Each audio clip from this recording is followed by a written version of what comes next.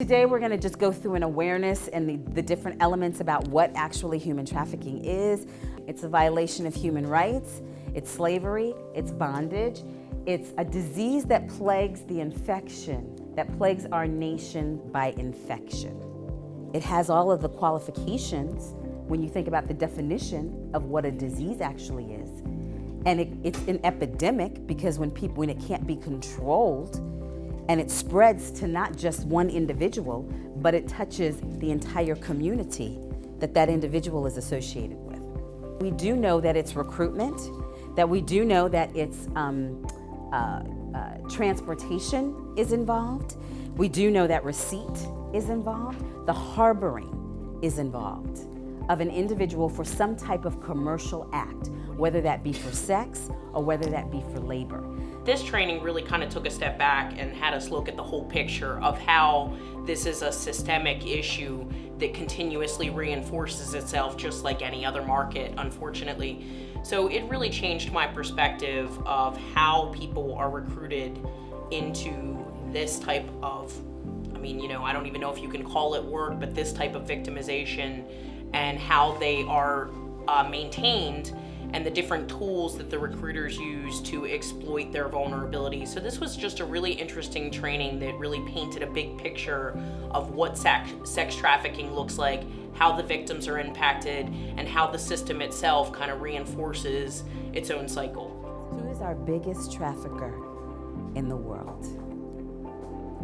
It's our society, because our society enforces this. Our society says it's okay to buy an individual for somebody else's sexual gratification and their pleasure. It's okay to buy cheap goods that are not registered as fair goods, as fair trade. It's okay to actually pack a whole bunch of people in one building, in one car, take them into a building and use them as forced labor. That's what our society says it's okay to do. Our society likes to get things at a cost rate. That's why you have sales, all these different things that are happening. So when you want to get more and more and more, they need to have now a supply that's going to produce that demand. So therefore, they're the biggest exploiter. And they do it through media, they do it through entertainment, they do it through sports, they do it through news. We do it all the time. Ms. Iona was very passionate about talking about sex trafficking, but the part that really got me was changing your perspective, because oftentimes we do look at people like, she's just a prostitute, or she's a slut, she's a whore, because of the way that someone is dressed, but we don't know if they have been recruited in sex trafficking. Who are the traffickers? They're everybody. They're anybody. They're your legislators, they're your pastors, they're your priests, they're your parents, they're your caregivers, they're your lawyers, they're your doctors, they're your gang members, they're your boyfriend, your girlfriends. There's everybody.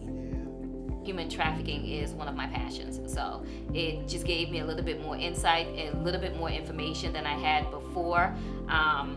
It was good to know that there are task force developed in the state of Maryland and that they're trying to pass new bills, because I know over the past few years it has been an issue that has been overlooked by everyone, because no one wants to believe that human trafficking is happening in their own backyard. So it's really good to see that Maryland is now on the forefront of addressing this issue.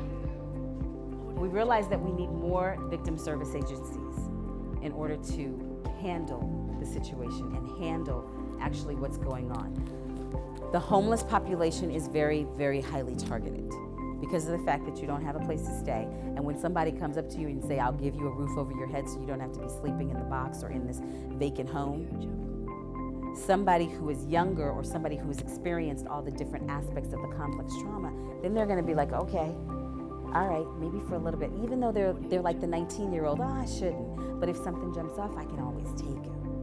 Going into the training, I didn't realize that I didn't know much about the subject, but after the training, I feel like I have more resources. She did a great job of explaining the different laws on the state and federal level of human trafficking, which she explained are not consistent. So I hope they continue to work towards getting that consistent so that we can all be educated and help this population. And final words to leave you with from our former First Lady, Michelle Obama. You may not always have a comfortable life, and you will not always be able to solve all of the world's problems at once.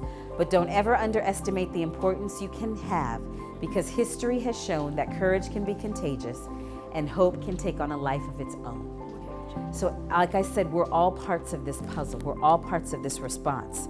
We all have a part to play.